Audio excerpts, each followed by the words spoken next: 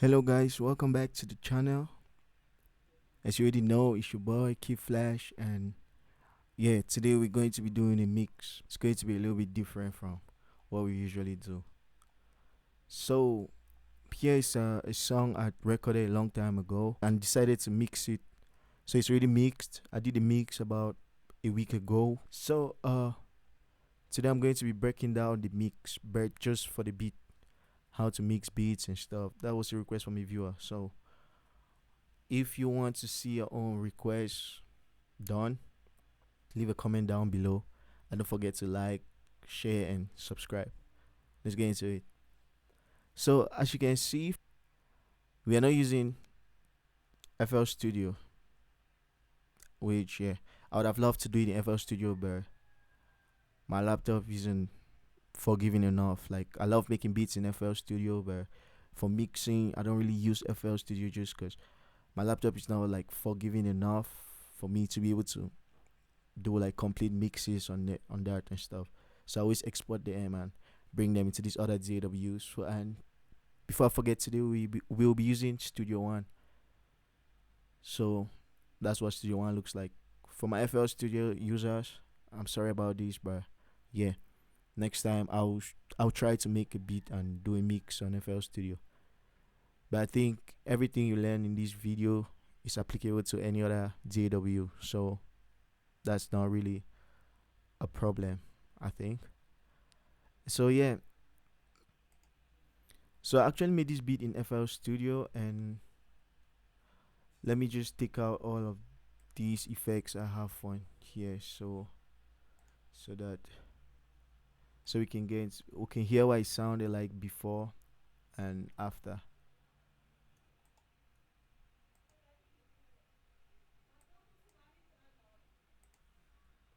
So this is what it sounded like before I added effects and stuff. So this is just it with a little bit of gain staging and with gain staging and stuff. But firstly, if you look up here, like up here in Studio One, we have this little thing called input gain. I think that's what it's called. And with that input gain, is more like gain staging. It's like gain staging. Let me see if I remember how to set that up. Um, okay, come into the range tool, and then hmm,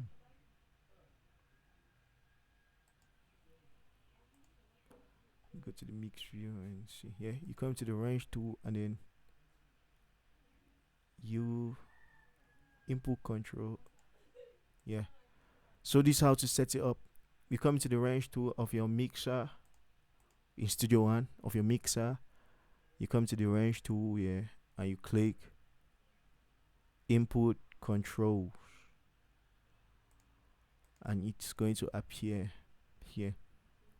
So that's like the gain staging before. It's kind of like like the way consoles work, right? Like if you see some of these SSL consoles, they have two faders. Most the bigger ones, or the ones in bigger studios, right, commercial studios, have two faders, like two fader knobs. So there's this fader, the main fader here, which controls the volume, the overall volume, and there's another fader which controls the volume before it hits this output volume, because these last faders are like the main output volume, like controls everything before that. So the first knob, the first volume knob or gain knob is to control the volume before the signal hits this second fader, right? And it's like in the FL Studio stuff where I showed you how to gain stage. Like when you click on the audio file or on the channel rack, you see a knob, a volume knob there, and that's like you control. You can either turn it up or turn it down with that. So this like the same concept. This like the same concept with that. Like it controls the input, the volume. It controls the volume before the signal hits these knobs. I hope you understand what I'm trying to say. So yeah, let's get into it. So this is what the beat sounded like before, just with the gain staging applied. Just with the gain staging applied. So before. He's not got the recipe.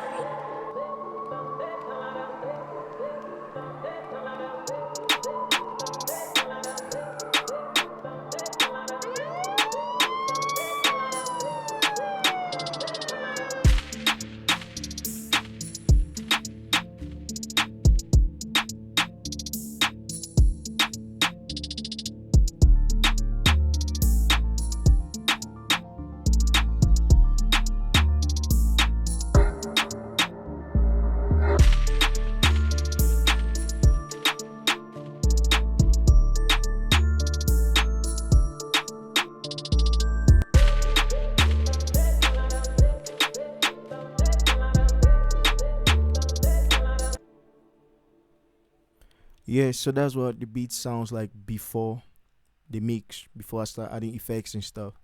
So that's just it with the gain staging applied. So if you see here, if you look up here with the gain stage knob, you see that I turn everything down by like 7 dB, minus 7 dB. First thing I put here on my mixer, let's start with the drums. I think let's start with the drums. So, firstly, we start with the kick, right? I think this is the kick.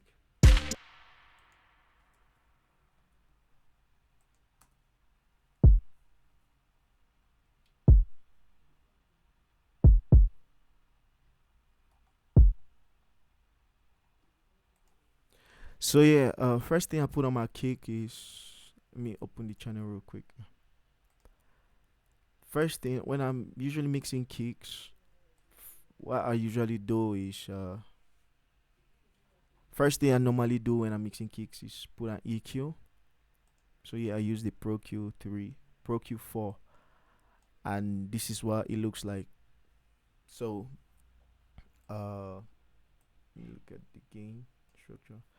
So input gain 0.7 dB, and here output gain, output volume, the volume is I left here 0 dB because I didn't really have to take out a lot of volume from the kick. So what I'm doing here with this kick is I'm using a low cut, a low shelf rather. I'm using a low shelf here around 20, 23, 25 hertz. I'm using a low shelf here at 25 hertz just to cut off some of that rumble, because with some devices or like big speakers and stuff, like if you take it to another studio, be like bigger speakers than what you have. Because yeah, I'm using the KRK Rocket 5 5G, yeah, just 5, yeah, 5-inch studio monitors and stuff. So they're not really like heavy on the bass, like heavy on the bass and stuff like that. And I cannot hear like all of those other low ends and stuff like rumble and this and that, all of that low end information. So um, rather than doing a high pass filter here, I just used a low shelf instead. So these are the frequencies I'm taking out. Yeah, just that rumble and stuff, just that extra low end that most devices will not be able to hear, but bigger speakers will translate that like crazy. And why I decided to use a shelf here was because most times, like when you play the instrument, like if you see where my mouse was hovering, you see that's the peak. That's what we call the peak volume here. Like that's a peak. Yeah. So it's here showing -10. But if I used a high pass filter, it increases the peak. I don't know the science behind that, but I've noticed that that's what happens. So it increases the peak instead of taking it down. Which, yeah. The next thing I did here was boosted. I boosted around 25 hertz, 65 hertz, Yeah, just to boost, just to give me back some of that body, right? To like make the kick a little bit punchy. And then I did a curl here at 131 hertz. This kick, please. Just for some rumble. That's just rumble. Taking out some rumble and stuff. And here too around 359, I did another cut here. And these are just small cuts, like very tiny cuts, minus 2 dB. And here the first one is minus 1.79 dB. Here minus 2.05 dB. And later I boosted around 700 hertz just to give me back some of the click, just to add to the click, because when you heard the kick before the EQ, yeah, it sounds like a full range kick, but it doesn't have that click, like the click to cut through like small speakers and stuff, like when you play the beat on a small phone, on like a phone or something. Yeah, it doesn't really have that click. So I boosted 1 dB plus 1 dB here to give me just that click sound. Yeah, that's the sound.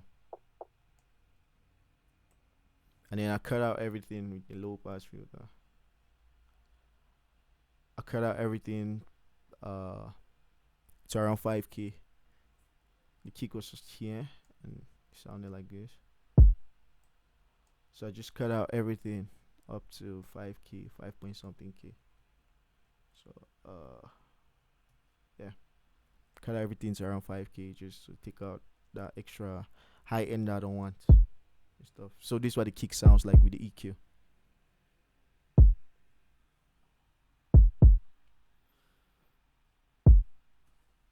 Yeah, so next thing I have on the kick is an arrow compressor to just compress the kick a little bit to like give it the more consistent sound, to make the kick sound more consistent, because sometimes it peaks at some crazy places, like you can play here with like a normal volume, then peak at another point, right? So here with this arrow comp, I'm not really doing too much. So what I'm doing is I'm taking out, I set my threshold to -8, set my threshold to -8, and then set my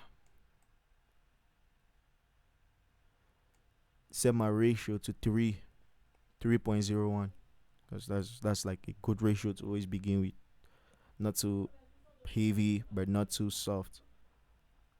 And then set my gain is just unity 00.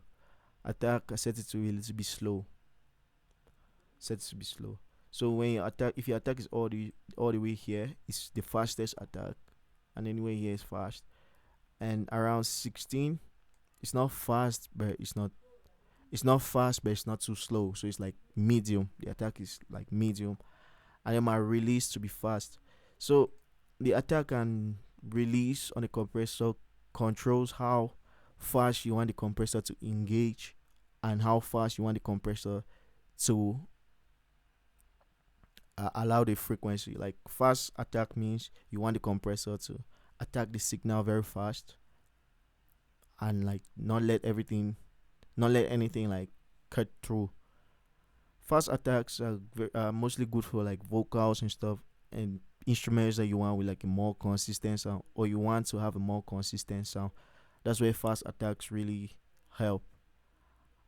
And then slow releases normally like when the compressor compresses the signal, how fast you want it to allow the signal to go, right? So if fast release allows the signal to go very fast, but slower release holds the signal a bit, after the compressor has been engaged. It's like kind of like sustains the signal a little bit. So next thing, oh, let me play with and without the compressor so we can see what the compressor is doing.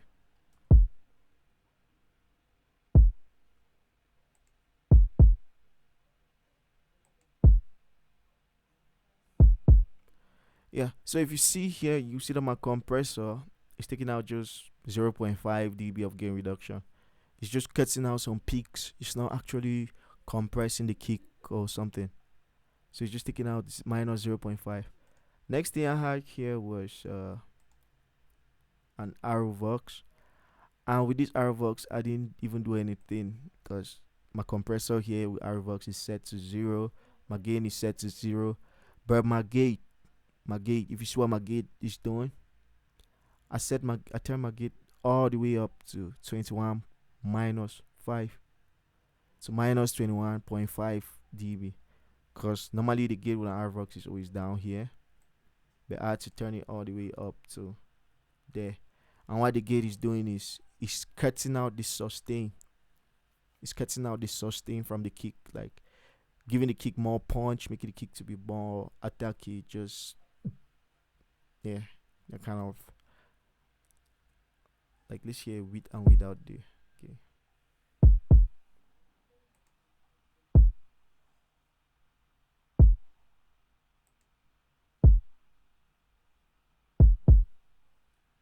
Yeah, so it's cutting out like the bleed, like the sustain of the kick. So it's making the kick to just be the kick, no extra rumble, nothing like that. Then next thing I have here will be this sound here, which I think is since it's pan to the left, I think is a perk.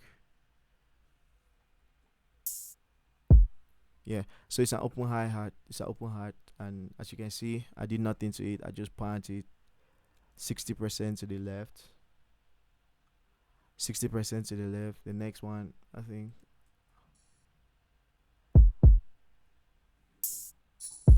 yeah. So the next sound here is a percussion sound, which I just pan to the right 60% just to balance out the open hat and the percussion sound to just have like you know movement. Next thing, and the next thing I have here is the snare. Yeah, interesting.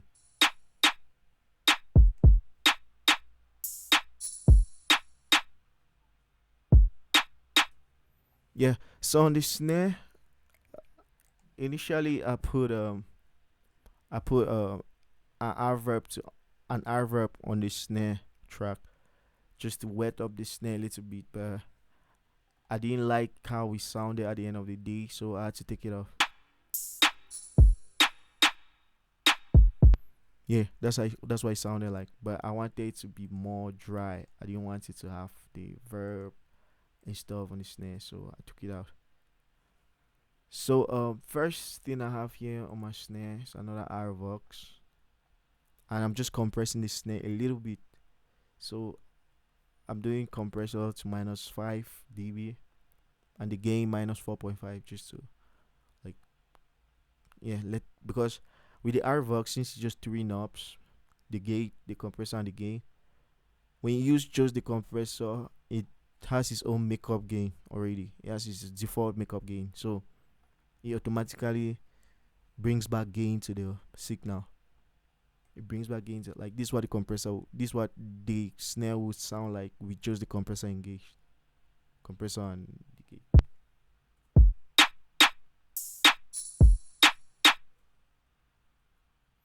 So if you can tell, you see that the gain, snare sounds way louder than all of the other instruments.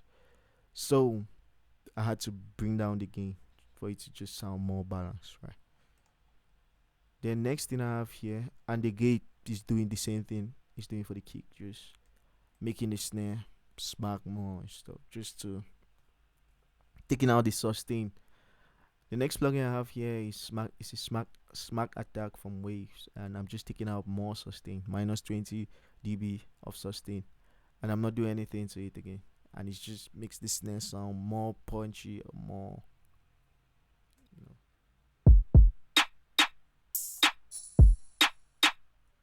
So without this is what the snare sounds like without the smack.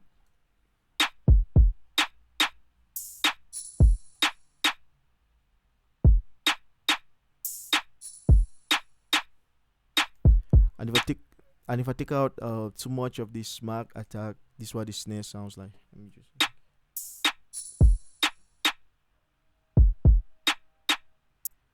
yeah. So it just sounds flat and just straight with no sustain whatsoever. So I had to fix my sustain to a place where the snare doesn't sound too dry or too flat, but it doesn't sound like too wet and bleeding into like other stuff.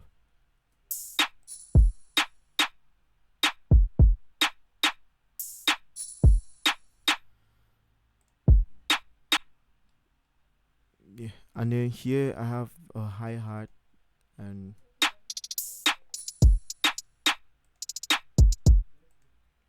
on my hi hat normally I'm just cutting to up to 240 hertz, like just removing the just taking out the unwanted low end and stuff. And up here up here about 6K, I'm taking out a little bit.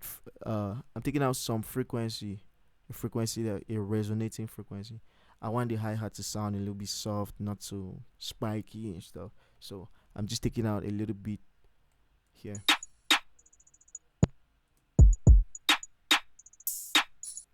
Yeah, so that's the frequency I'm taking out. And here I'm taking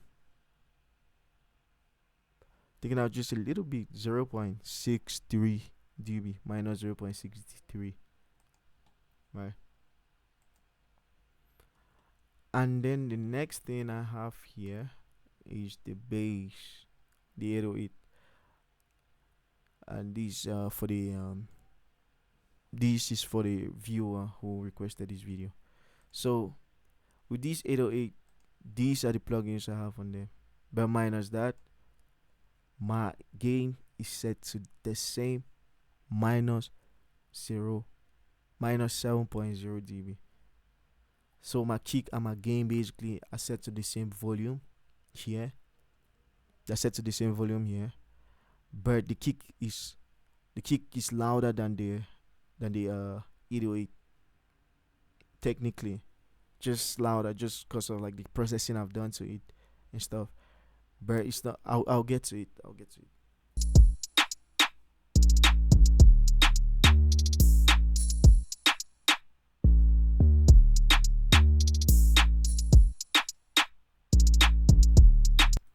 Yeah, so that's what the 808 sounds like on its own, like the 808 without any effects on. So the first effect I have on my 808 is the EQ, Pro Q. And with these, I'm doing the same thing I did to the kick, using a low shelf here to cut out rumble and stuff. Yeah, so if you're listening to that on headphones, on studio monitors, you'll hear a little bit of that rumble. But I think headphones are the best to really tell you. Or big speakers, if you have big speakers and stuff.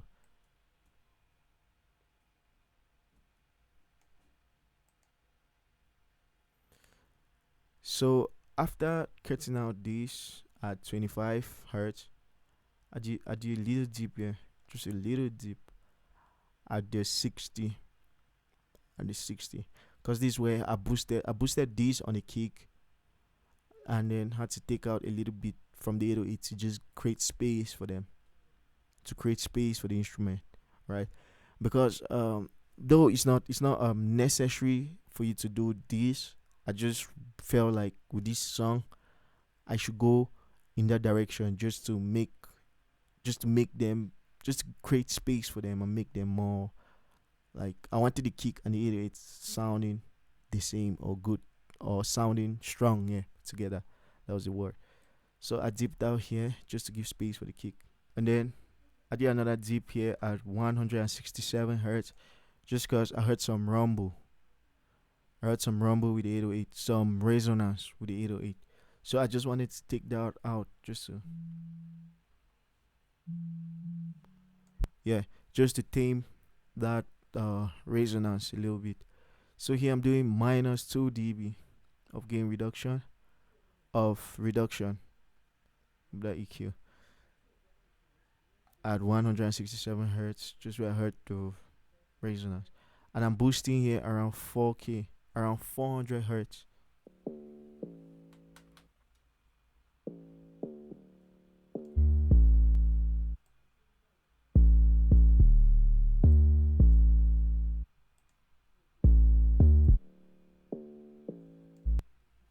So I'm boosting there to just bring the 808 body back.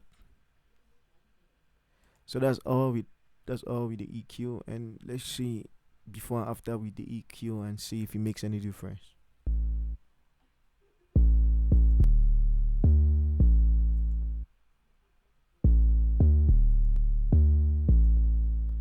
Yeah, so from my little AB, what I've discovered is the 808 sounds a little bit thin when the EQ is applied, but cleaner.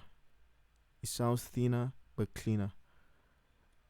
The next thing I have on my 808 here is an R bass. It's an R bass to just add some harmonics to the bass.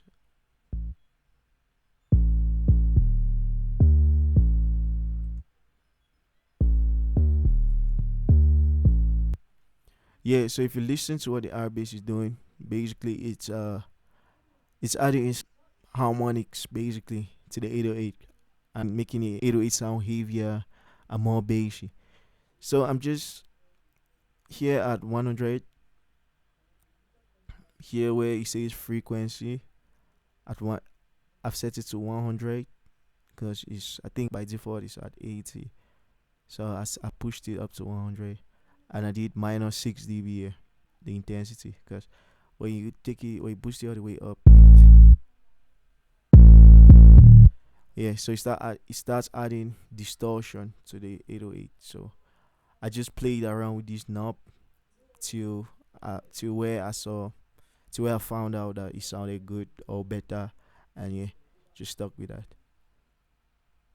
So next thing I have here on my channel is an R compressor. Yeah, to just what I say, keep the bass a little more, keeping the bass more consistent. Cause like I explained in one of my first videos, when you when you play bass notes and stuff, and the bass note starts going higher, or the higher a bass note is, or with in a different frequency, when the bass note is in a different frequency, it tends to be louder than when it's in a deeper frequency. When it's in a higher frequency, it tends to sound louder than when it's in a deeper frequency.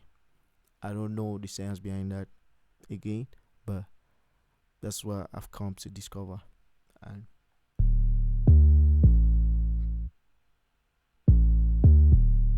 yeah, so threshold set to minus 6, uh ratio set to 3.10, and then attack set to fast. So this is a fast attack, 2.64, a really fast attack. I don't want the 88 to have any punch or any crazy punch or anything. I just want the 808 to maintain the bass frequencies, and the kick is going to give the punch, right? Then release slow, so hold it when it compresses. But I'm not doing too much with the 808 still.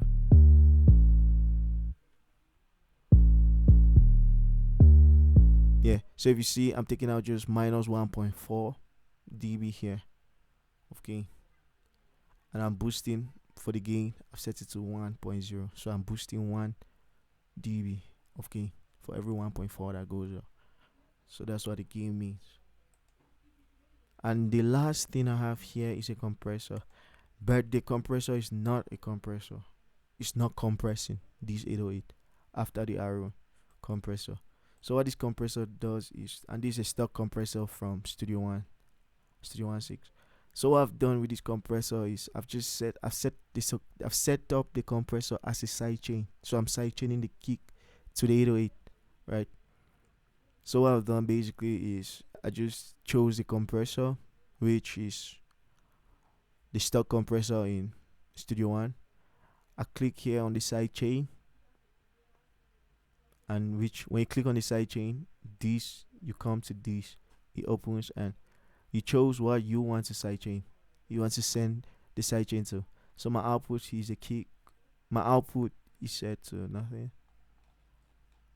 Yeah, my output is set to nothing. But I've sent this side chain to the kick, right? And I've set my threshold to minus 19.6, ratio to 4.1, and the knee I didn't really touch that. Mix up all the way to 100. Attack 0.37, but kind of Yeah, fast to medium.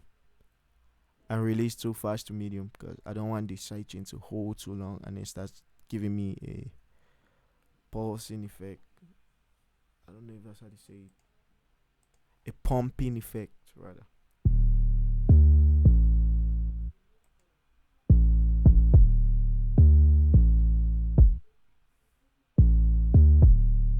Yeah. So if you hear this, if you hear the way the kick and 808 sound together, you see that the the 808 sounds like better with the sidechain. The 808 and kick they sound better together with the sidechain setup because sidechain people normally set up sidechains when it comes to 808 and kicks, for example, just so that the kick should maintain its punch and the 808 is bass, right? Which makes in turn makes the beat sound more punchy. So the 808 is a bass element, which is more like an instrument, yeah. And then the kick is a drum element, which is the kick normally, which has to be give the punch. It has to bring out the punch of the music. But 808 is not just like a regular bass guitar or synth bass or anything like that. So the 808 is a kick. It's kind of like it's a bass, but with a punch. It's a punchy bass, and so sometimes the punch from the 808 and the punch from the kick can collide. Like the low end from the kick can collide and stuff, making the song, like I said, have a lot of rumble and don't sound yeah. And at the end of the day, they will not sound good together. So sidechain is a good way to like separate them. Sidechain is a good way to separate the kick and the 808 by maintaining the punch of the music as a whole. So this is what the drums sound like.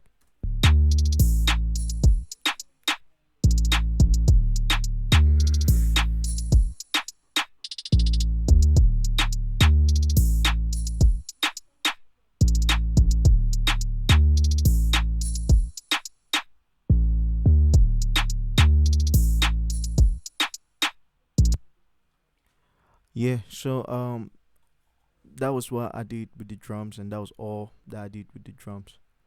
So let's get into the music. Let's get into the music elements and see what I done to them. So we'll start with the intro of the beat, which has a lot of like musical elements and stuff. So the first thing on my music channel here, and I'll go to the bosses. In fact, let me quickly go to the drum boss here. Mm. Because I have some effects on the drums, on the bosses too, which are bringing up like the power and stuff. So here on my drum boss here, I have a an API compressor, an API EQ rather. I have an API EQ, API 550A equalizer, and here I'm boosting some high end. I'm boosting some mid range, just a little bit, and some bass, like making the kick sound fuller and stuff, making the mid range sound fuller, and making the high end sound full. This is what it sounds like without. Bring it back here.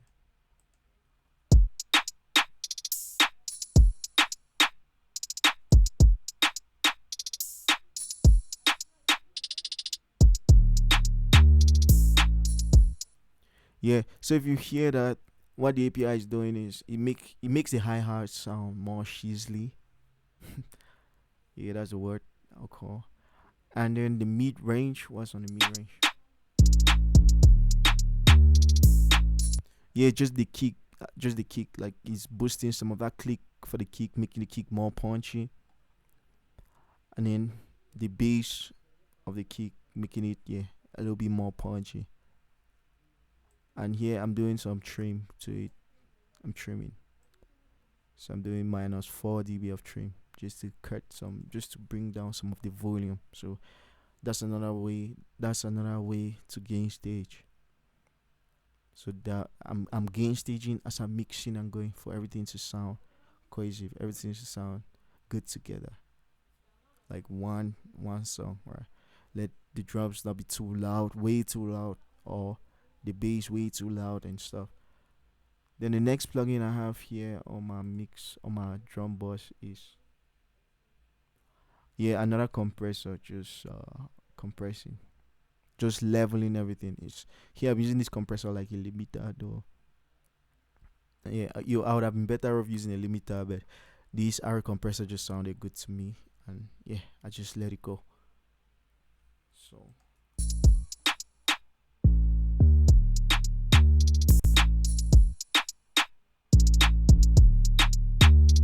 yeah, so I probably use this R compressor I had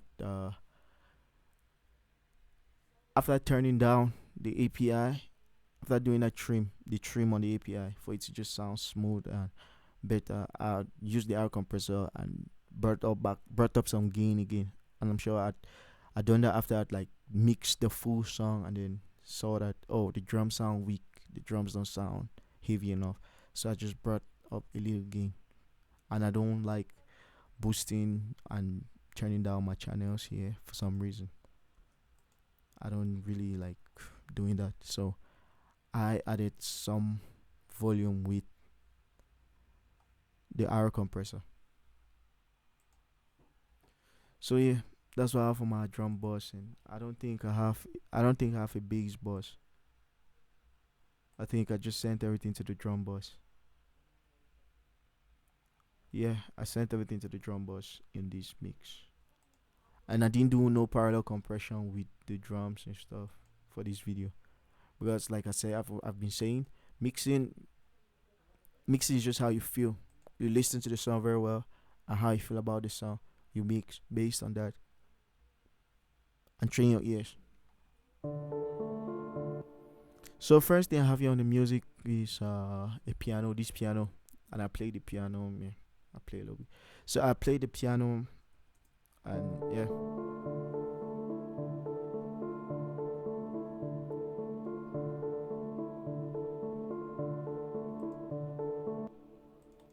yeah. So that's what it sounds like. So that's my first instrument. That's the first instrument I have in this song.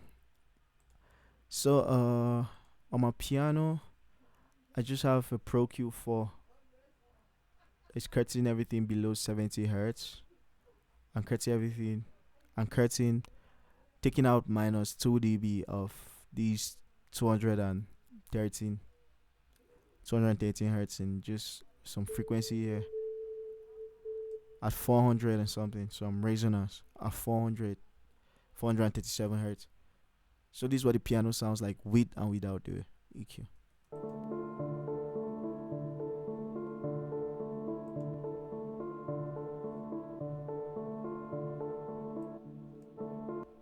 Yeah, so cause since this piano it's more on the higher end, it's not really doing a lot to it, but it's making the piano sound a little bit thinner and a little bit yeah, lighter, softer and stuff. And makes the piano and that actually makes the piano work with the whole song.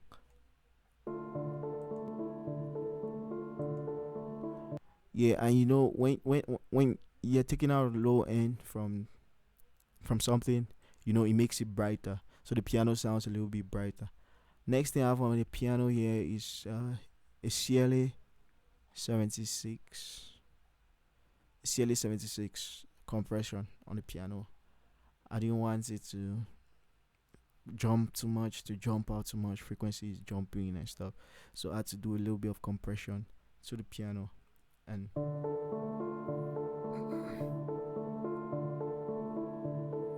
yeah, so that's what it sounds like now. And to me, the piano just sounds a little bit more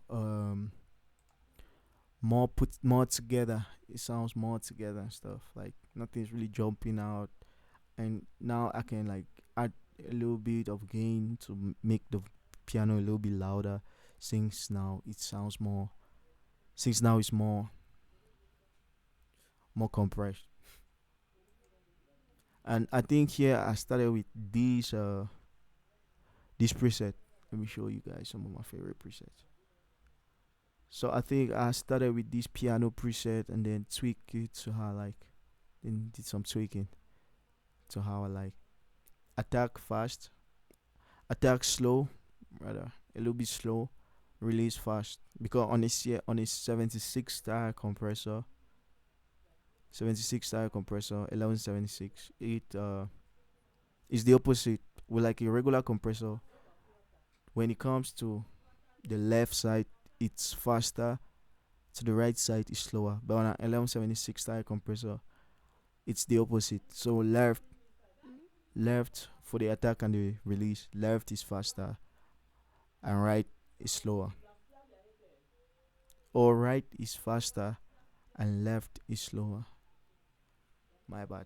And here I'm using ratio 4. My ratio here is 4. So next sound, I think I have this other piano sound here. Just the lower piano sound, like yeah, pitch down.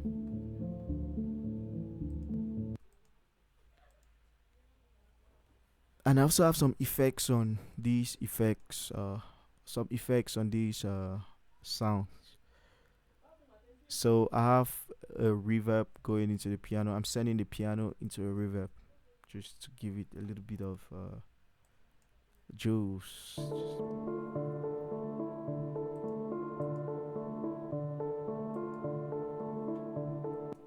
Yeah. So that's it. Like when you hear when I stop the music, you hear what happens. The piano. Yeah, that tail at the end. That's the reverb I'm sending the piano to. And these you can see from here, effects one and stuff. And on this other piano too, I think I have the same presets, but since it's lower.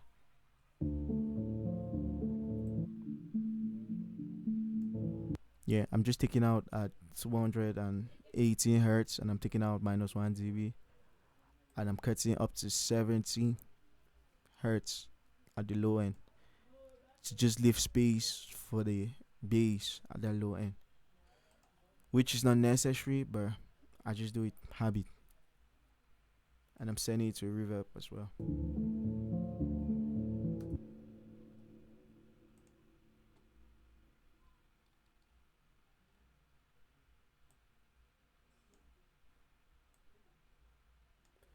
Yeah, and the next sound I have here on my music is this sound.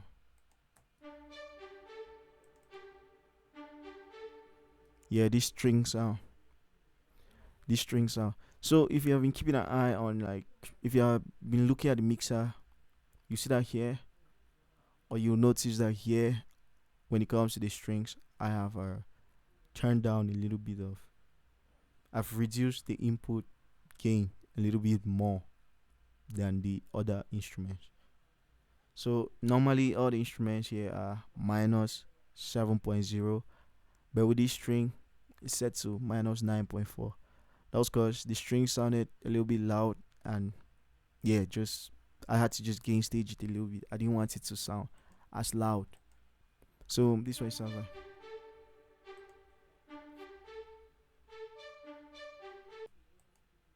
Yeah. So with the effects I have here, just an EQ cutting 200 hertz,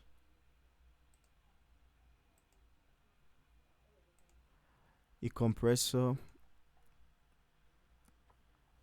just compressing the string,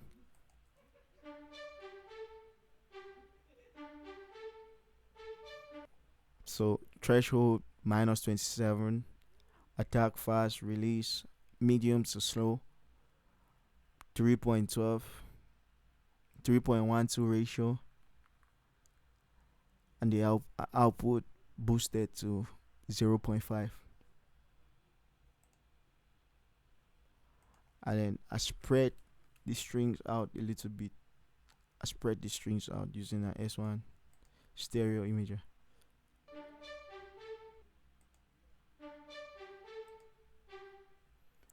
And I put a sent it to a reverb.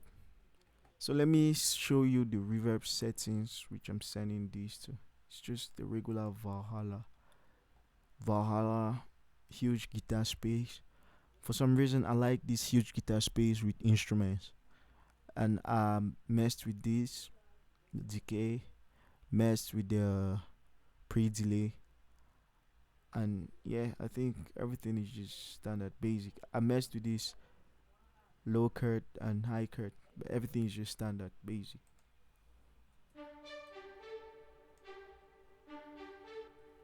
So I'm using the reverb to add some depth to the instruments, to some depth to the instruments and space, because reverbs are space effects, reverbs and delay space effects. So I'm using the reverb here to add some depth and space to these instruments and stuff. Like if you see here, and just now I'm thinking about it, I spread this string with a stereo widener, but I pant it. Why did I do that? No idea. But it sounds good.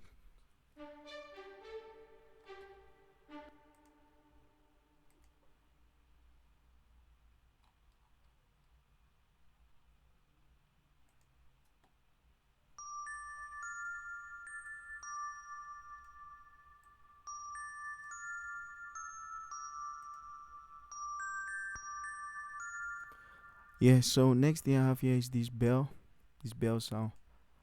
And on the bell sound, I just cut out five up to 500 hertz, because bells are more high instruments and stuff. So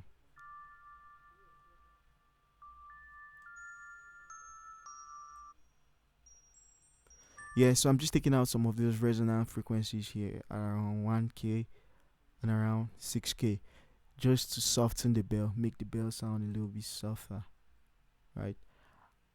And next thing I have here is another compressor to just keep the bell in one place. Threshold minus 33, ratio 3.1, 3.41, attack medium, release medium. I think I didn't mess with these knobs whatsoever. I just set my ratio, my threshold, my ratio. No gain. And I pant this 70% to the right, this 70% to the left, the string and the bell. I don't know if they play anywhere together, but I had to do something about that. Just make it, yeah, just create some movement in the track. You know. Next thing I have here is, and the next thing I have here is this sound.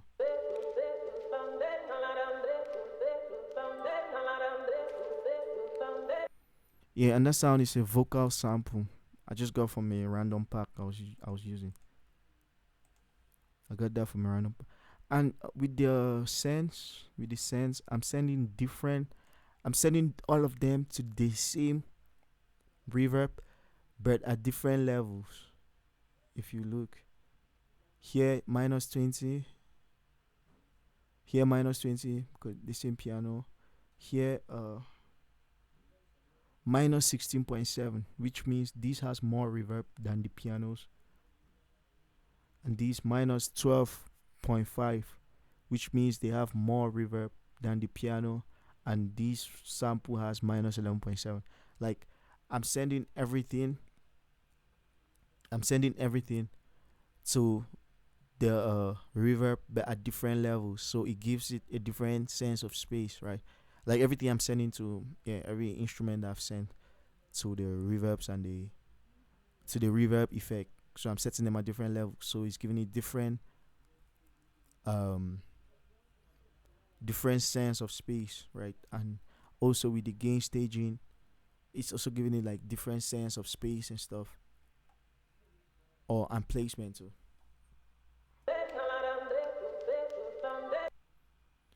Yeah, so with the sample, first thing I have on the sample is an EQ. So first thing I have on the sample is an EQ, and I'm just taking out this. I'm taking out 571 hertz from it, and after a cut, I've done to 200, just to, because that without the cut sounded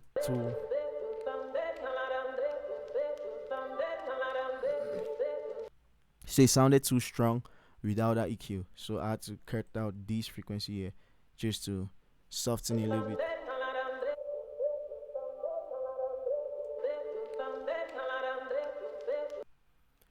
Yes, and after that, I put a compressor on it. I, I used a lot of compressors on this track in particular. So this is just gluing the vocal together. Yeah, like making it sound smooth and normal, just smooth, right? So yeah, on my compressor, I'm doing minus 14 dB, and the gain I'm doing minus 10 dB of gain reduction. I'm not adding gain, I'm reducing the gain for it not to sound too loud since I'm compressing a lot a ton.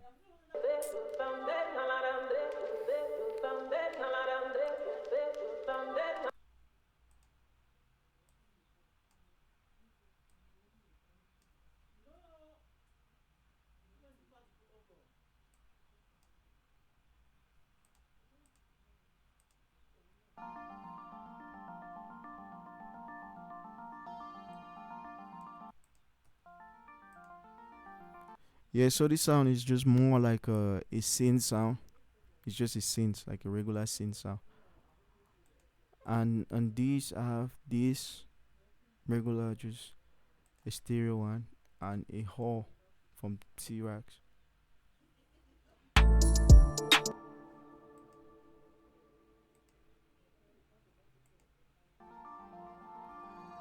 Yeah, and that's what it sounds like with the two effects. So with the hall, I'm using a large hall plate, a large hall too. That's the preset I'm using, and I don't think I tweaked anything here. I just put that on there and spread it. I spread it and add a hall to it.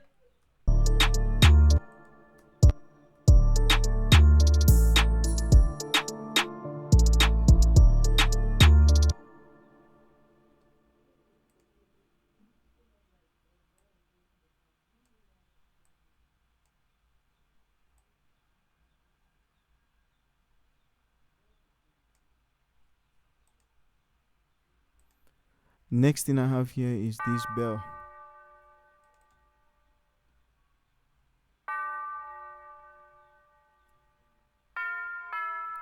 So if you can, so as you can see here on the bell, first thing I've done is taken out some gain, like a little bit of trim. So I did minus 10.1 dB of trim, and then added a Pro Q to it. Let me add this. Yeah, took out up to 300. Yeah, cut out 300 hertz from it. But I'm not when anytime I do these cuts, I hardly I hardly cut out anything from the beat, actual beat. I'm just putting the EQ to create space, but I'm not cutting anything from the beat. So at the end of the day, the beat still sounds full range, or how I want it to sound at the end of the day.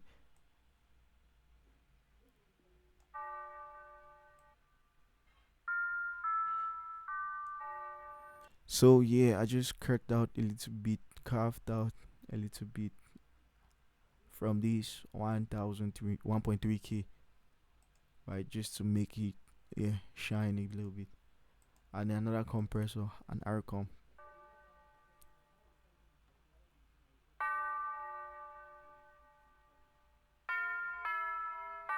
Yeah, so for the threshold, I've done minus 22.9, minus 22.9. Yeah, ratio 3.10, fast attack, medium to slow release, medium release, and it's doing minus 3.9 dB of gain reduction, and I'm not adding any gain.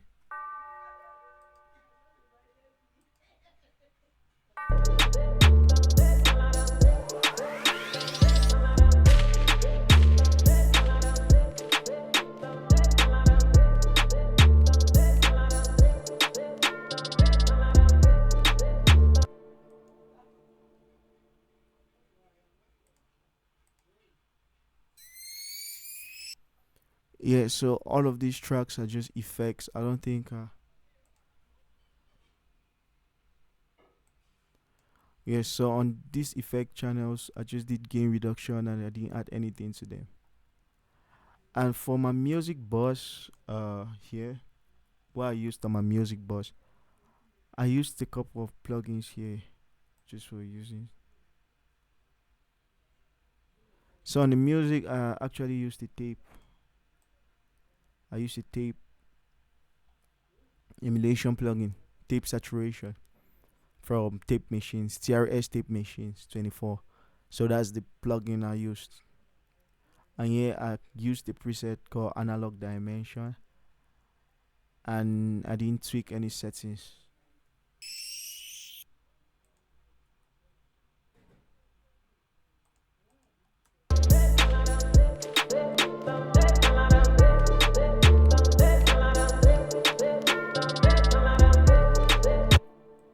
Yes, so I'm just adding a little bit of analog saturation to the music, and I'm doing a little bit of compression with an 1176 style compressor. So this is what it sounds like.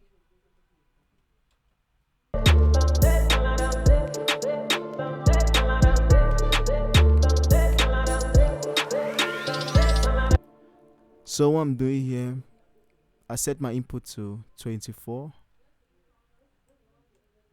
I set my input to 24. Set my output to, yeah, reduce some of the gain. Because here the input, how hard you drive the input, how hard you drive the input normally detects how much compression you're going to get, and then the output you just reduce the volume. And since this is another 1176 style compressor, the attack here is medium, since this will be fast, and here is actually written so fast here and slow this way, fast this way, slow this way, fast this way, slow this way. So it's in the middle, like medium. Everything is just medium here.